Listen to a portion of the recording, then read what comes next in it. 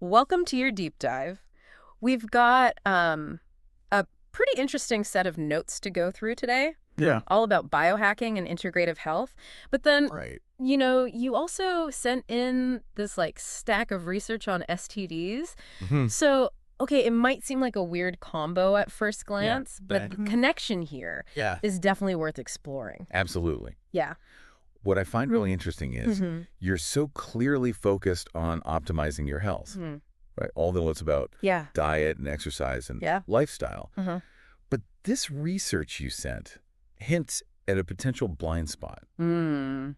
Like we're so meticulous about what we eat, how we move, Right. but sexual health sometimes Yeah. gets kind of left out of the picture It's of true. the biohacking equation. And it's not like those public awareness campaigns from way back when Right. are still running, you know? Yeah. Like, remember Pontelo? Yeah, I was just thinking about that. It was everywhere. Right, it was like inescapable. Yeah. Those campaigns definitely had an impact, but they've kind of faded away, which is concerning because Yeah. global STD rates are actually on the rise. Yeah, I was looking. In fact, the doctor's transcript you sent mentions over 1 million new infections every single day. It's crazy, right? Like 1 million. It's a staggering statistic. Yeah, it really makes you think. Yeah. You know, I feel like we're more comfortable talking about Hashimoto's these days, or even SIBO, than we are Right. about STDs. Yeah. Like sexual health is still... It's like this weird It's sticky. stigma. Yeah. Absolutely. Yeah. That stigma is a real problem because it prevents people from getting tested Right? and treated, which just fuels the spread of infections, Yeah. like this health paradox. Yeah. We're increasingly open about So many things. so many health concerns, Right. but STDs remain taboo. It's wild, right? And you think with all the biohacking and self-optimization going on these days, Yeah.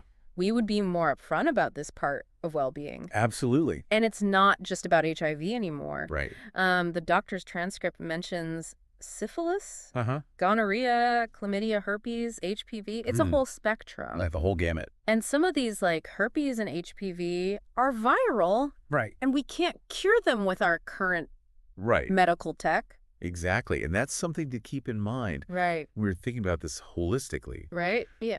You can have a killer immune system Uh-huh. from all your cold plunges and green smoothies. Right. Doesn't make you impervious to STDs. Right. And then think about it. You get infected.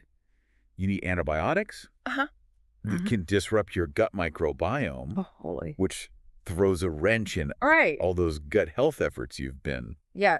Counterproductive. Totally counterproductive. Yeah. You're so meticulously crafting this internal ecosystem Right. with kombucha and fermented foods. Yeah. And then bam, Yeah. infection, Yeah. antibiotics. I've whacked. Yeah, throw it all out of whack. Yeah. So it's crucial to understand Yeah. the full spectrum of STDs Mm-hmm. and their potential impact. Right.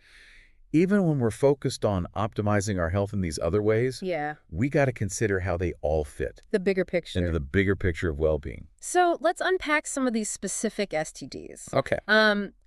The doctor highlights syphilis, which I think is interesting because it can lie dormant for decades. You might not even know you have it. Right. And then suddenly it can manifest in some pretty scary ways. Absolutely. Yeah. The doctor mentions cases Yeah. where syphilis resurfaced after years, Oh, wow. leading to dementia Really? or even death. Wow. It's a stark reminder that what seems like a minor issue now Right.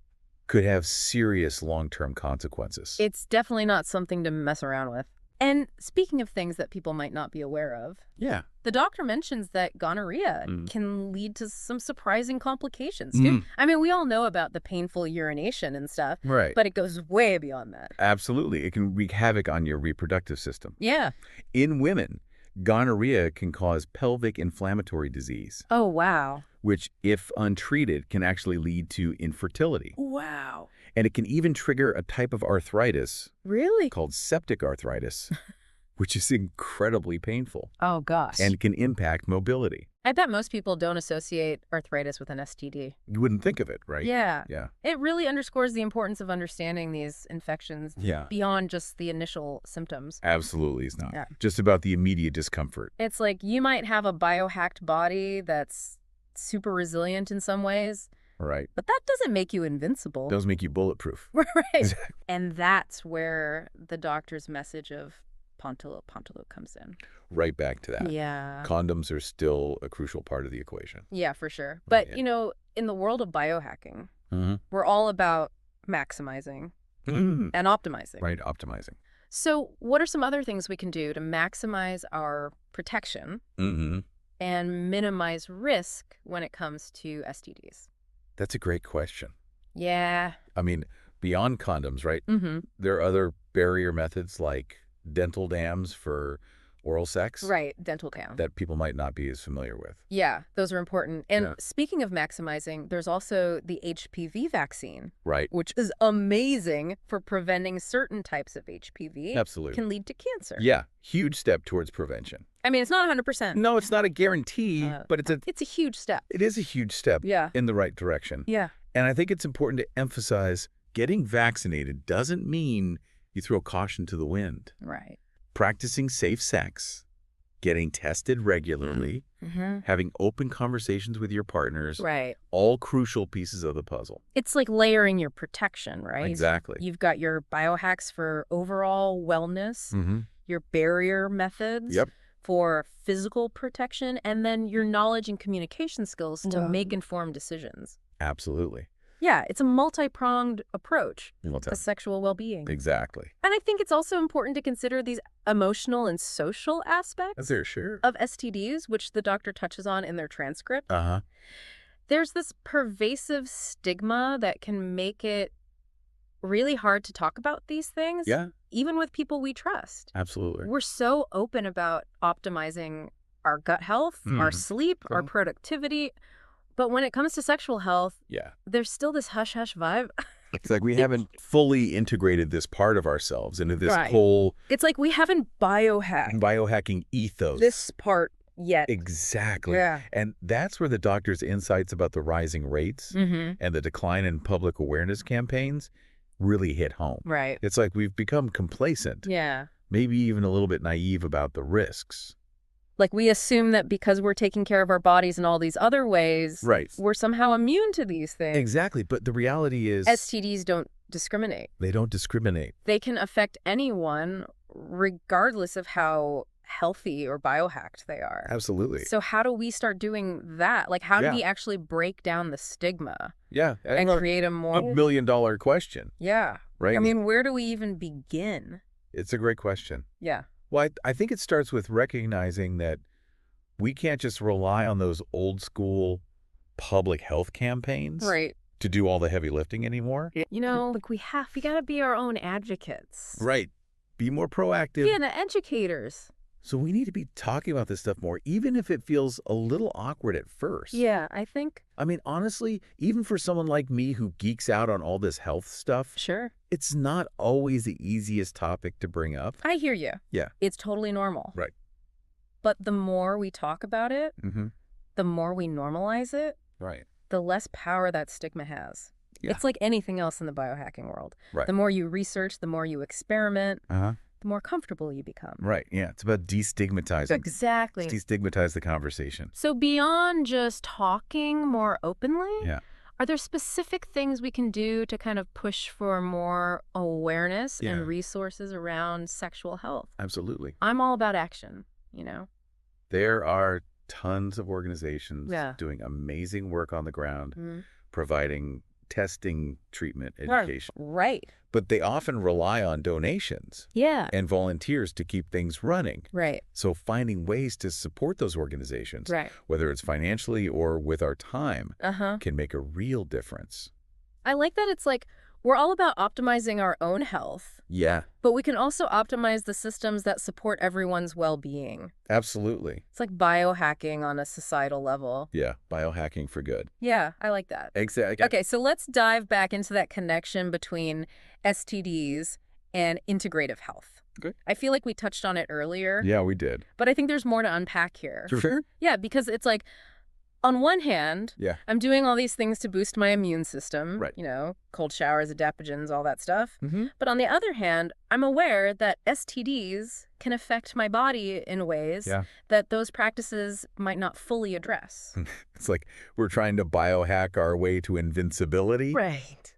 But STDs are a reminder Yeah. that we're still human. they're Yeah. still vulnerable. We are. And as we talked about, sometimes those treatments for STDs, Right. like antibiotics, Yeah. can actually counteract Totally. some of those healthy habits we're working so hard to cultivate. Yeah, it's like this weird catch-22. Yeah. You're taking probiotics and fermented foods to support your gut. Mm-hmm. Then you get an STD. You need antibiotics. Right. Wipes out all that good bacteria. Back to square one. It's like taking 2 steps forward, 1 step back. Exactly. Yeah. That's why it's so important to think about sexual health Right. as an integral part of our overall wellness strategy. Yeah. We can't just compartmentalize it. It's all connected. It's all connected. So how do we actually integrate sexual health into our Yeah. integrative health practices? Like, what does that look like Great question. in a tangible way? I think first and foremost, Yeah. it's about being mindful Uh-huh. of our choices and behaviors. Okay. We've already talked about the importance of safe sex, getting tested regularly, Uh-huh. being upfront with our partners, Right. Being honest. but it also goes beyond that. Like what? Think about how you approach other aspects of your health. Okay. You're probably meticulous about your diet, your sleep, your stress levels, Uh-huh. all those biohacking fundamentals. Right. We can apply that same level of intentionality Okay. to sexual health. I'm listening. Well, for starters, we can support our immune system Okay. through those very same healthy lifestyle choices Uh-huh. we're already making. So all that good stuff, eating nutrient-dense foods, Right. prioritizing sleep, managing stress, Mm-hmm. that's beneficial for sexual health too. Absolutely. Okay. It's about creating a strong foundation Uh-huh. for overall well-being, Right. which includes sexual well-being. Got it.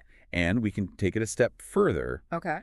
by incorporating specific supplements and herbs Oh, I like that angle. that have immune-boosting properties. Tell me more about those supplements and herbs. What are some good ones to look into? Well, there are a ton of options out there. Yeah. But some of the classics Uh-huh. that have been used for centuries Right. to support immune function Yeah. include echinacea, Uh-huh. elderberry, astragalus, Mm-hmm. and even good old garlic. Ooh. These can be taken in various forms, Yeah. capsules, tinctures, teas. Right. Depends on your preference. I've heard great things about those, especially elderberry syrup. It's Yes. like grandma's remedy meets modern biohacking. Exactly. What about vaginal health specifically? Oh. Are there any supplements that are particularly helpful? You're thinking like a true biohacker, Yeah. always looking for that extra edge. Yay. And yes, Yeah. probiotics Okay. are a game changer Uh-huh. when it comes to maintaining a healthy vaginal microbiome. Right. You're already familiar with probiotics for gut health, Yeah. but they're equally important for vaginal health. Right. It's all about that delicate balance Yeah. of bacteria, whether it's in our gut. It's all about balance. Or our vagina. Exactly. And I remember you mentioned earlier that antibiotics, Yes. while sometimes necessary to treat STDs, Right. can disrupt that balance. They can. So if you do have to take a course of antibiotics, Mm-hmm. what are some ways to mitigate the negative impacts? That's a great question Yeah. because it's something that often gets overlooked. Right. One of the best things you can do is take a high-quality probiotic supplement Okay. during and after your course of antibiotics. Mhm. Think of it as reseeding your gut and vagina Right. with those beneficial bacteria that were wiped out. Like hitting the reset button Exactly, reset button. on your internal ecosystem. Exactly. Okay. And what about diet? Diet. Are there any specific foods Absolutely. that are particularly helpful for restoring gut health? Fermented foods are your best friend in this situation. Okay. Think sauerkraut kimchi, Mm-hmm. yogurt kefir, Yeah. all those tangy, delicious foods. That are teeming with probiotics. I'm a huge fan of fermented foods. Good. It's like good for your gut, good for your taste buds, Yeah. good for your overall well-being. Win-win. What about bone broth? Ooh, bone broth. I've heard that's a gut healing superstar. You're on a roll. Yeah. Bone broth is fantastic Yeah. for gut health, especially after a round of antibiotics. Okay. It's rich in collagen Right? and other nutrients that help repair the gut lining, Mm-hmm. promote overall healing.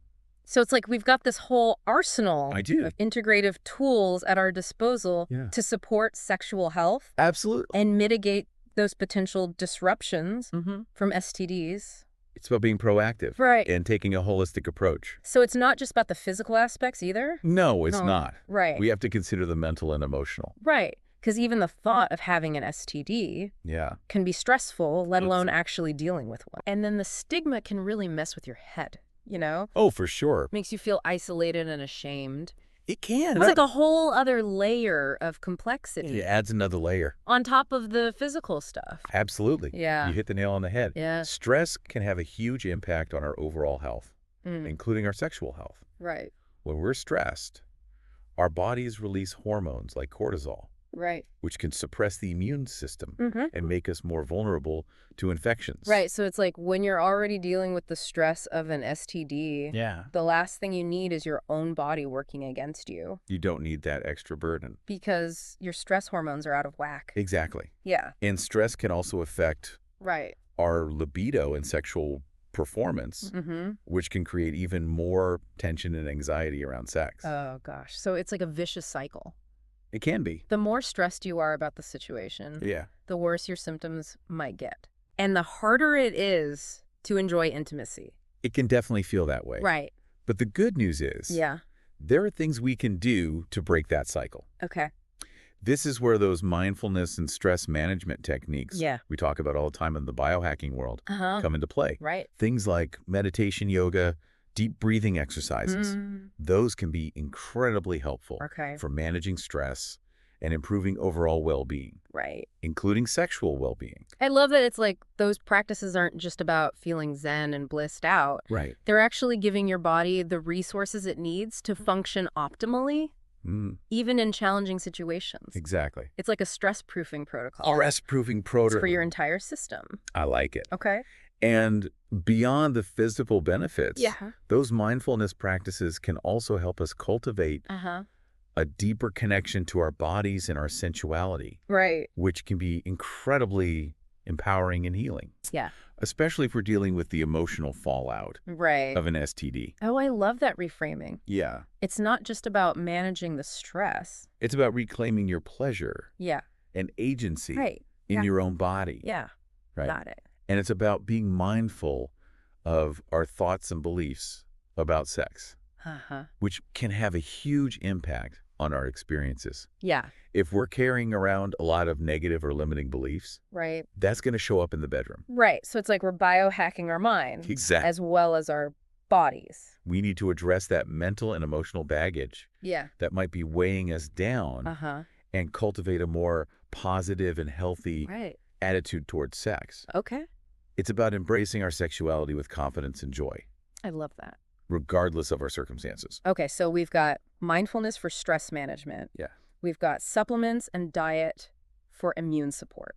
It's like a whole integrative toolbox for sexual well-being. It is. But there's one more piece of the puzzle that I think might be the most important one of all. Communication. Communication. Yeah. You're absolutely right. Right, because let's be real, talking about sex can be awkward, Yeah. even with people we're close to. Absolutely. And when you add STDs to the mix, it can feel even more daunting. It can. Yeah. But like you said earlier, Yeah. the more we talk about it, the less scary it becomes. The more we normalize it. Right. Exactly. So how do we actually get better at communicating about sex? That's the question. Because let's be honest, it's not something they teach you in school, No. at least not in most places. Not really. Yeah. That's so true. It's like we're expected to navigate this incredibly complex and nuanced Right. aspect of human experience Yeah. without any real guidance or support. It's crazy. Yeah, it's kind of wild. But there are things we can do Okay. to improve our communication skills in this area. Okay. I'm all ears. Spill the tea. First and foremost, Okay. it's about creating a safe and non-judgmental space Okay. where both partners feel comfortable sharing Yeah. their thoughts and feelings. So it's like setting the stage for a good conversation. Yeah. Making sure everyone feels heard and respected. Exactly. Okay. And it's important to use I statements Okay. when expressing our needs and desires. Right. I've heard of I statements. Yeah. Can you give me an example of Okay. how that works in practice? Instead of saying, you never do this, or you always do that, Right. which can come across as blaming or accusing, Yeah. we can say, I feel loved and appreciated when you do this. Okay. Or I feel uncomfortable when you do that. Right. It's about taking ownership of our feelings Uh-huh. and expressing them in a way that invites connection rather than conflict. I like that you're not pointing fingers. Right. You're just stating your experience. It feels less accusatory and more collaborative. More collaborative. Yeah. And it's equally important It's okay. to be a good listener. Right. Active listening involves paying attention to our partner's words, their body language, their tone of voice, reflecting back what we've heard to ensure understanding. Right, showing that you're really present and engaged. Exactly. In the conversation, not just waiting for your turn to speak. You got it. And it's about being open to hearing their perspective. Right. Even if it's different from our own. Exactly. Yeah. It's about approaching the conversation with curiosity and a willingness to learn. Right. That's so important, especially when it comes to something as sensitive as sexual health, where there can be a lot of emotions involved. Absolutely. Yeah, you want to feel like you're in a safe space. For sure. To share your thoughts and feelings without being judged or dismissed. Absolutely. Right. And it's not just about communication within romantic relationships. Right. We also need to be able to have open and honest conversations. Right. Talking to your doctor. With our healthcare providers. Yeah, for sure. But I know that can be really intimidating for some people. It can be. I mean, there's still so much stigma around STDs. Yeah. And it can feel really vulnerable to talk about those things with a doctor, even if they're a professional. I hear you. Yeah. And it's totally valid to feel that way. Right. But it's so important to overcome those barriers. Right. And advocate for our own health. Right. They can't help us if we don't tell them what's going on. Our doctors can't provide us with the best care if we're not honest with them. Yeah. It's like they can't read our minds. Yeah. They need us to give them the information. They need the information. That they need to help us. To do their job. But I think a lot of it comes down to finding a doctor who you feel comfortable with. Exactly. Someone who you trust to listen to you without judgment. Because if you don't feel safe and respected, you're not going to be as open and honest. You're absolutely right. Yeah. Finding a healthcare provider who aligns with your values, who you feel comfortable talking to about these sensitive topics is crucial. Right. It's like finding a good therapist or personal trainer. You want to work with someone who you feel supported and understood by. Totally. And if you don't feel that way with your current doctor, don't hesitate to seek out a new one. I love that advice. Yeah. It's about empowering ourselves. It is. To choose the healthcare providers who are the best fit for us. Yeah. Not just settling for whoever's available. Or whoever your insurance covers. Or whoever our insurance covers. Exactly. Exactly. You deserve to have a healthcare team. You do. That you feel confident and comfortable with. Absolutely. Especially when it comes to something as personal as sexual health. Could not agree more. So we've talked about communication with our partners, communication with our healthcare providers. It's like communication is the golden thread that runs through all of this. It is the foundation. But there's one specific communication challenge that I think a lot of people struggle with. Yeah. And that's disclosing an STD to a partner. That's definitely one of the toughest conversations to navigate. It's a big one. It's incredibly vulnerable to share something so personal. Right. And there's always the possibility our partner won't react the way we hope they will. Right. It's like you're putting your heart on the line and you're also putting your health on the line in a way. Yeah. Because you're trusting them with this information. Right. That could potentially affect their health as well. Absolutely. It's a lot to process. It is. Yeah. And there's no one-size-fits-all approach to this. Right. But I think there's some things we can do to approach the conversation in a way that's both respectful and compassionate. Okay. Tell me more. What are your tips for navigating this tricky terrain? Well, I think it starts with choosing a time and place where both partners feel safe and comfortable. Okay. You don't want to have this conversation in the middle of an argument. Right. Or when you're feeling rushed or distracted. No, it deserves its own dedicated time. Dedicated space and time. And you want to be fully present and focused. Right. Not just trying to squeeze it in between other things. Exactly. Yeah. And it's important to approach the conversation with empathy and understanding. Okay.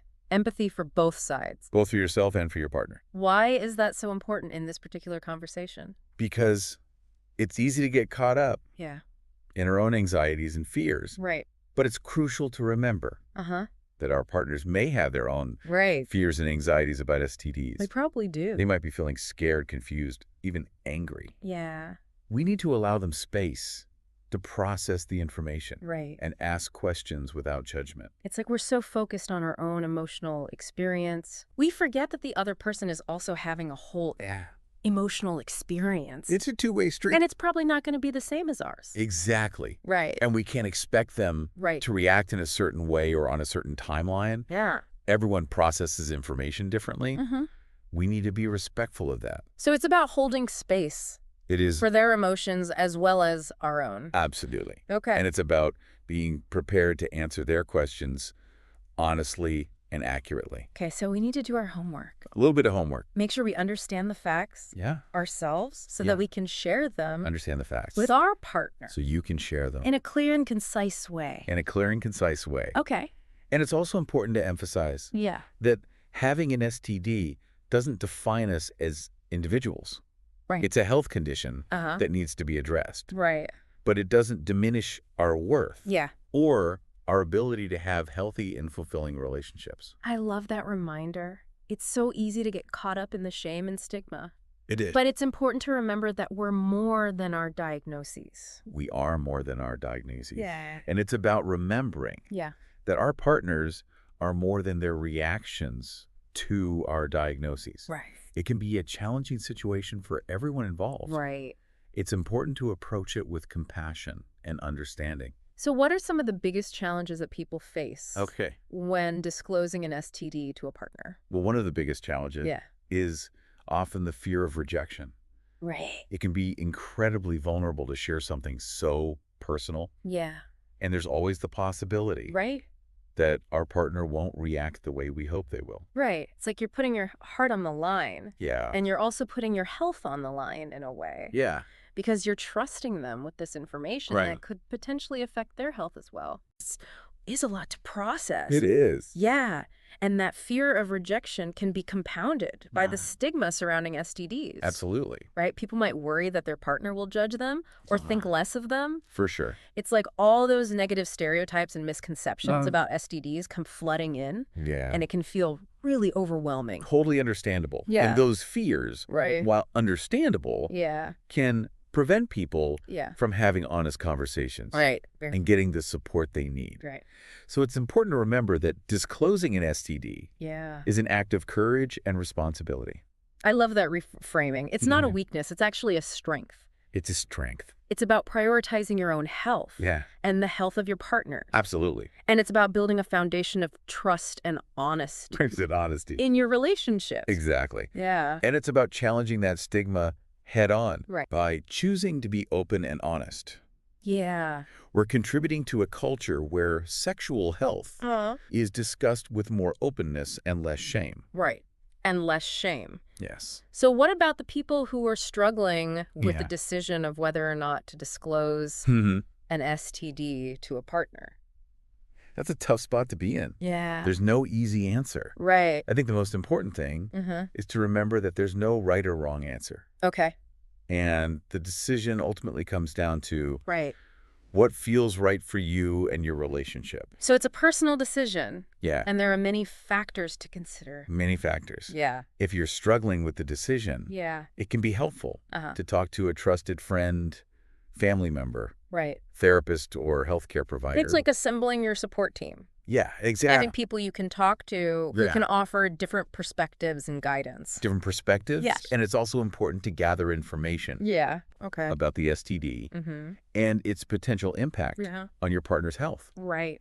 So you can have an informed conversation and answer their questions accurately. Right. Knowledge is power. Knowledge is power. Even in this situation. Always. Yeah. And ultimately, it's about prioritizing your own health and well-being. Right. As well as the health and well-being of your partner. That's a great way to put it. It's about finding that balance between honesty and self-care. Honesty and self-care. Yeah. When it's about recognizing that disclosing an STD doesn't have to be a relationship ender. That's a good point. I think there's this fear that if you tell your partner you have an STD, it's automatically going to ruin the relationship. Right. But that's not always the case. Not at all. Is it? It really depends on the individuals involved and the strength of their relationship. Right. If the relationship is built on a foundation of trust, respect, and open communication, then disclosing an STD can actually strengthen the bond. It can be an opportunity to work together as a team and to support each other through challenging situations. Through tough times. Yes. Exactly. And it can also be a catalyst Yeah. for deeper intimacy and connection. Absolutely. Yeah. By choosing to be vulnerable and honest with each other, Mm-hmm. you're creating a space for deeper understanding and empathy. That's so beautiful. Welcome back to your deep dive. I feel like we've been on quite a journey with this one. Yeah, it's been a deep dive for sure. Exploring this intersection of biohacking, integrative health, and STDs. It's fascinating, isn't it? Yeah, we've talked about the science, the stigma, the personal experiences. Yeah, the whole spectrum. It's been quite a ride. It has been a lot to unpack. As we wrap things up, Yeah. what's the one thing you really hope listeners take away from this conversation? Ooh, that's a good question. If they could only remember one nugget of wisdom, Yeah. what would it be?